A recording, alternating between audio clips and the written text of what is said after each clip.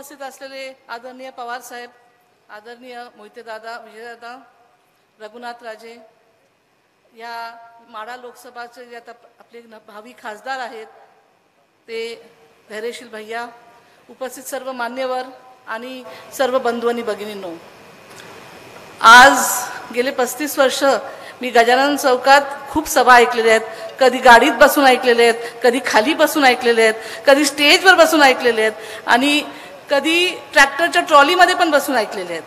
परंतु आज मला या ठिकाणी पहिल्यांदाच गजानन चौकात बोलायची संधी मिळत आहे.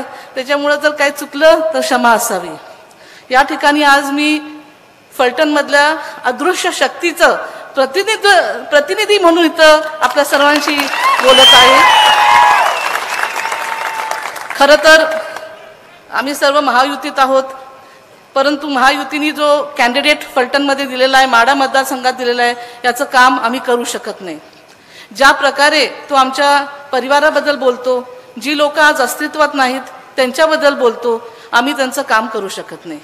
मध्यंतरी एका कार्यक्रमात ते असंही म्हटले की रामराजांना वटणीवर आणायचं काम ते करणार आहेत किंवा अजितदादांना वटणीवर आणायचं काम करावं लागणार आहेत. आता रामराजे आपले नेते आहेत, रामराजे आमच्या घरातले प्रमुख आहेत.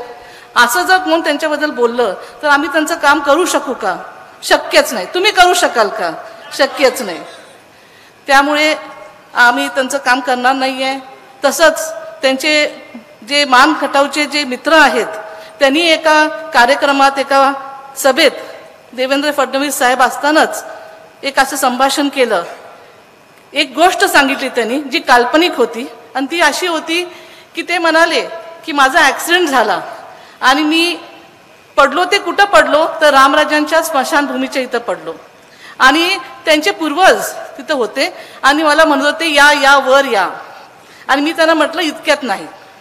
आता आमच्या पूर्वजांना आणायचं काय कारण आहे? त्यांना कोण आहेत ते आमच्या पूर्वजांबद्दल बोलणारे? काही काल्पनिक गोष्ट त्यांनी सांगितली, पण जी खरी गोष्ट होती ती ते सांगायचे विसरले. जेव्हा त्यांचा ॲक्सिडेंट झाला आणि ते खूप सिरियस होते तेव्हा जी ॲम्ब्युलन्स इथं त्यांना घ्यायला गेली होती ती कुणाची होती? तर ती श्रीमंत रामराजेंच्या हॉस्पिटलची होती, मालोजी राजे सिल्वर जुबली हॉस्पिटलची होती आणि लाईफलाईन हॉस्पिटलची होती. हे न सांगता त्यांनी फक्त आमचे पूर्वज काढले. आता तुम्ही सांगा त्यांचा प्रचार आम्ही कसा करायचा? येणाऱ्या 7 तारखेला मी माझं मत हे तुतारी वाजवणाऱ्या माणसालाच देणार आहे. माझ्या परिवाराचं पण मत त्यालाच जाणार आहे आणि आपल्या सर्वांना इथं विनंती करते की आपलं पण सर्वांचं मत फलटण तालुक्यात जास्तीत जास्त मतांनी आपण तुतारी वाजवणाऱ्या माणसाला द्यावं आणि धैर्यशील भैयांना विजय करून द्यावं, एवढी मी माझी आपल्या सर्वांना विनंती करते आणि माझे 2 शब्द संपवते. थँक्यू.